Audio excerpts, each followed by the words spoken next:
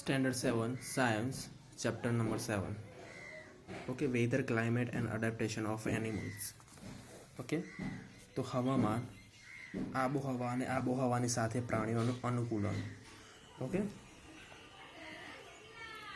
do you remember the things that you were asked to pack when you were handling for hill stations?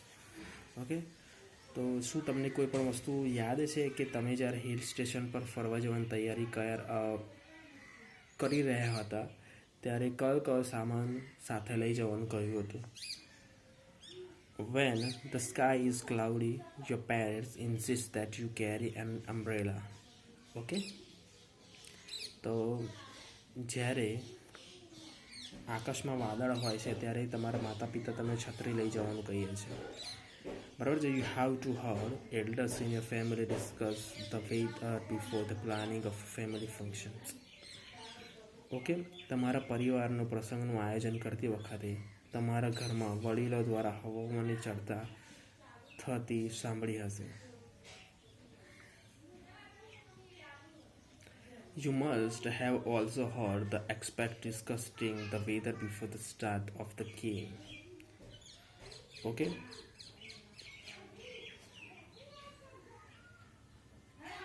હવે તમે રમત શરૂ થતાં પહેલાં નિષ્ણાતોને હવામાનની ચર્ચા કરતા અવશ્ય સાંભળ્યા હશે. આવું શા માટે? બરાબર છે. You must also heard the expert discussing weather before the start of the game. You have ever wondered why the weather may have the profound effect on the game? It has a profound effect on our lives. Okay? તે તમારા માટે ક્યારે પણ લાગી હશે ખરી. કોઈ પણ રમત પર હવામાનનો ખૂબ જ પ્રભાવ પડતો હોય છે. આપણા જીવન પર તેની ગહન અસર પડે છે. આપણી ઘણી રોજિંદી પ્રવૃત્તિઓ તે દિવસના હવામાનની આગાહી મુજબ યોજાય છે.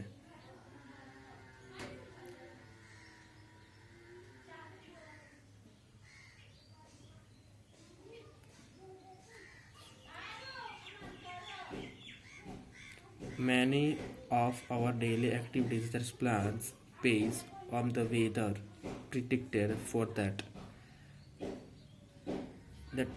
are daily report for the weather on the television and the radio and newspaper. But do you know that what is the weather really is? In this chapter we will study about the weather and climate.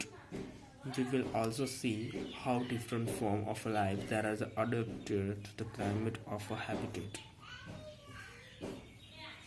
Okay, તો હવે શું છે કે આપણે જે રોજિંદી જિંદગીમાં પ્રવૃત્તિઓ તે દિવસના હવામાનની આગાહી મુજબ યોજાય છે. બરાબર છે. રેડિયો, ટેલિવિઝન, ન્યૂઝપેપરમાં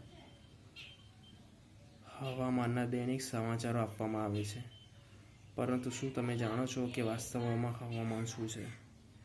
આ પ્રકરણમાં આપણે હવામાન તથા આબોહવા વિશે અભ્યાસ કરીશું. વળી આપણે એ પણ જોઈશું કે જુદા જુદા પ્રાણીઓની જીવનશૈલી તેના રહેઠાણની આબોહવા સાથે કેવી રીતે અનુકૂલન સાધે છે. Weather. In chapter number 7.1, sample of a weather report from a newspaper given is. Okay? તો આકૃતિમાં એક ન્યૂઝપેપરના હવામાન વિશેનો કટિંગ્સ આપેલો છે. We find that the daily weather report carry information about the temperature, humidity and rainfall during the past 24 hours. Okay?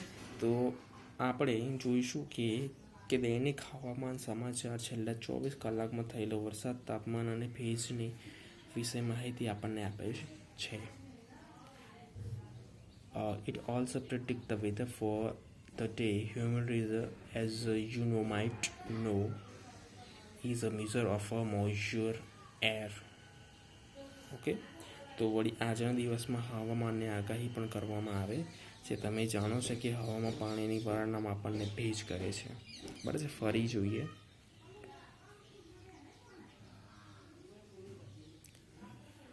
હવામાં વરાળના પાણીના માપનને ભેજ કહેવામાં આવે છે. બરાબર છે. અહીંયા કટિંગ છે જો વેધર જે છે મેક્સિમમ ટેમ્પરેચર કેટલું 16.1 ટેમ્પરેચર -5 મિનિમમ કેટલું 26.0 સનસેટ કેટલું છે સનસેટ that means કે 5.4 PM sunrise Wednesday 7.50 AM moonset Wednesday 11 hour and 30 minutes moisturize Thursday 11.5 PM purity clouds means temperature will be around 4 degrees Celsius maximum humidity on the Monday 83% and minimum 37%. A sample of a newspaper.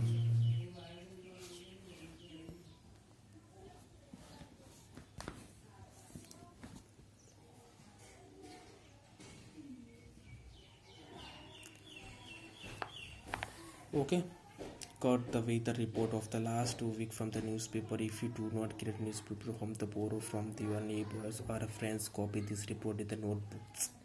Okay, સમાચાર પત્રમાંથી છેલ્લા અઠવાડિયા સમયમાં આવેલો હવામાનનો report ભેગા કરો. જો તમે ઘરમાં સમાચાર પત્ર ના મળે તો તમારા પડોશી કે મિત્ર પાસેથી લઈને તમારી નોટબુકમાં નોંધી લો. બરાબર છે. You can also collect the weather report from the library past all the cuts on the white sheet or chart papers.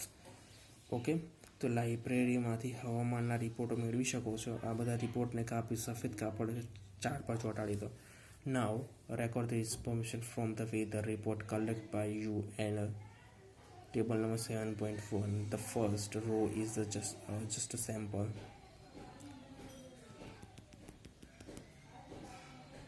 Fill all the columns according to the data in the chart that you have prepared.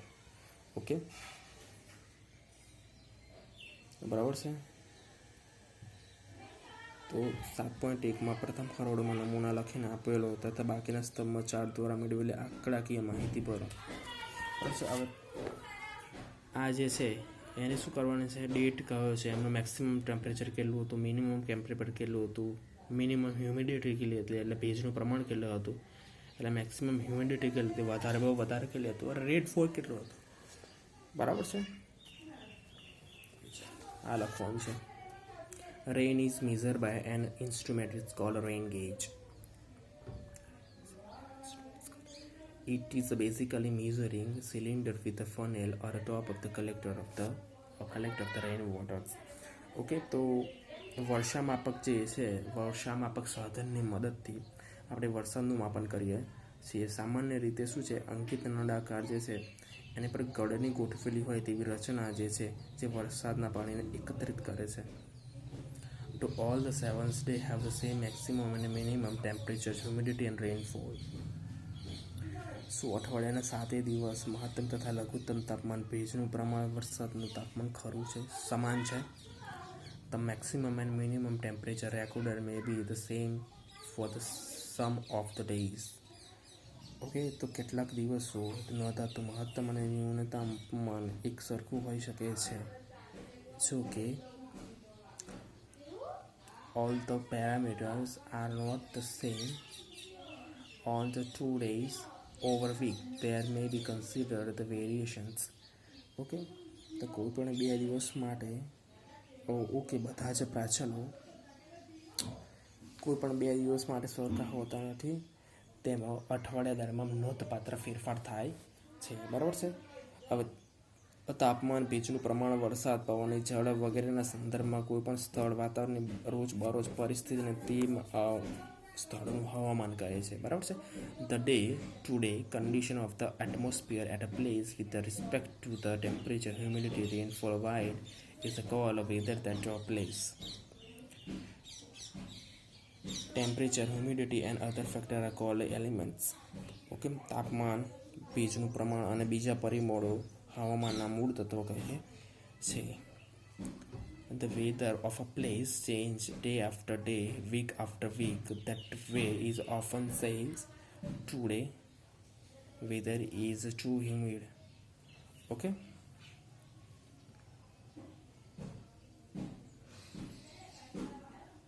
કોઈપણ સ્થળનું હવામાન બેરોજગાર દર અઠવાડિયે બદલતું રહે છે. તેથી જ આપણે એવું સામાન્ય કહે છે કે આજે હવામાન ઘણું જ ભેજવાળું છે અથવા બફારો છે. બરાબર છે. The weather is such a complex phenomenon that is can vary over very short period of time. It can be happen sometime.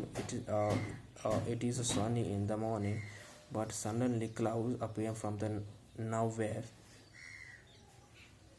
start raining heavily, or heavily rain vanish in a matter of a minute and give way to the bright sunshine.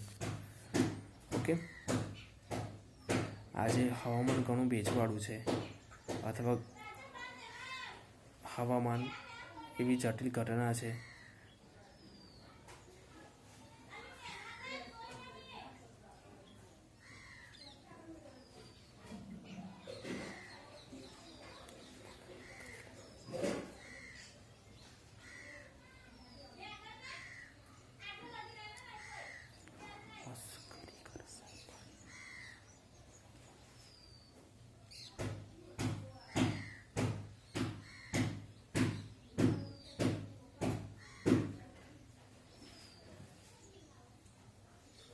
બરાબર છે. હવે જુઓ, હવામાન એ ખૂબ જ જટિલ ઘટના છે.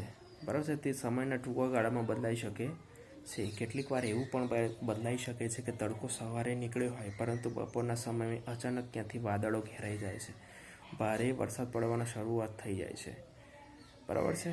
હવે જે તડકો જે છે એ શરૂઆતમાં ગાયબ જ થઈ જાય છે. બરાબર છે.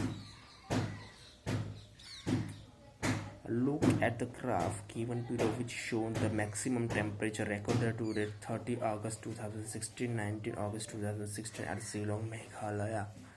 ઓકે, તો 3 ઓગસ્ટ 2006 અને 8મી ઓગસ્ટ 2006 સુધીનો મેઘાલયમાં આવેલા શિલોંગમાં નોંધાયેલા તાપમાનનો આલેખ જોવાનો છે. આ આલેખ છે આપણે જોવાનો છે અને એના વિશે આપણે ભણવાનું છે. બરાબર છે. આલેખ જુઓ.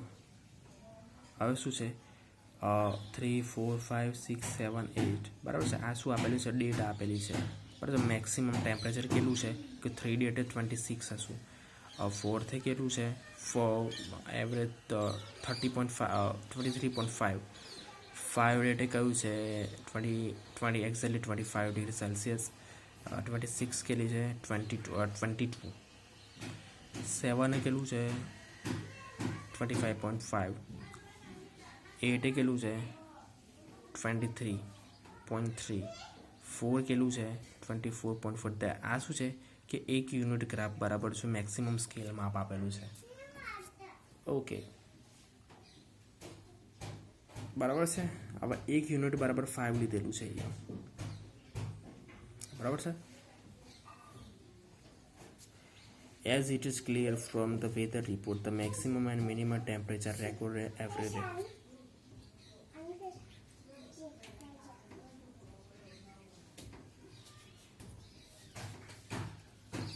બરાબર છે. હવામાનના રિપોર્ટથી સ્પષ્ટ ખબર પડે છે કે રોજ મહત્તમ અને ન્યૂનતમ તાપમાનની નોંધ કરવામાં આવે છે. બરાબર છે. Do you know how this temperature are recorded in chapter 4 we have learned. Okay, તમને ખબર છે કે આ ચેપ્ટરમાં કેવી રીતે રેકોર્ડ થાય છે. that there are a special thermometer for the purpose called a maximum and minimum thermometers. Okay, તો મહત્તમ અને ન્યૂનતમ થર્મોમીટર વાપરવામાં આવે છે અને કહેવામાં આવે છે. Can you guess which during this day we have maximum temperature when we are minimum? Okay, તમે ધારી શકો છો કે દિવસ દરમિયાન મહત્તમ તાપમાન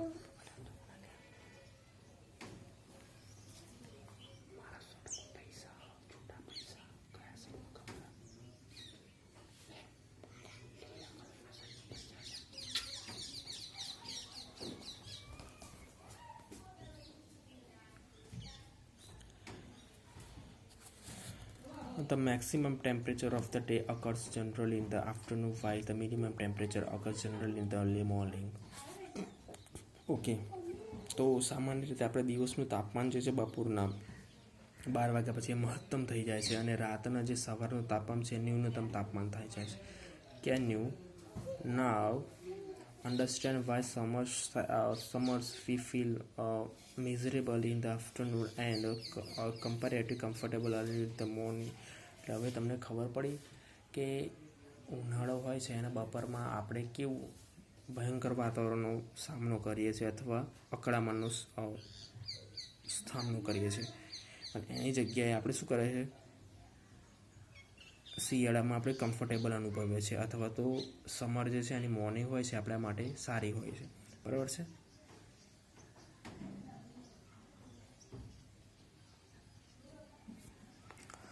Okay, so what about the times of the sunrise and sunset? You know that the winter it is become the dark earlier. You don't know get the much time to play. Are the days shorter in a winter than a summer? Try to find out yourself comparing the project given and to end the chapters. સૂર્યોદય અને સૂર્યાસ્તના સમય વિશે શું કહી શકાય છે? તમે જાણો છો કે શિયાળામાં વહેલું અંધારું થાય છે અને રમવા માટે સમય મળતો નથી. બરાબર છે. અને શિયાળામાં ઉનાળાની સાપેક્ષ દિવસ ટૂંકો હોય છે. તે પ્રકરણમાં અંત આવેલો પ્રોજેક્ટ પરથી શોધવાનો આપણે પ્રયત્ન કરીશું. ઓકે, શું છે? તો all the change in the weather can cause by the suns. બરાબર છે. હવામાનમાં થતા બધા જ ફેરફારો સૂર્યના કારણે હોય છે. The sun is huge sphere of hot gases at a very high temperatures. Okay, સૂર્ય ખૂબ જ ઊંચું તાપમાન ધરાવતો વાયુનો મોટો ગોળો છે. The distance of the sun forms us very large. Even then, energy sent out by sun is so huge that is the source of the heat and light of the earth. Okay.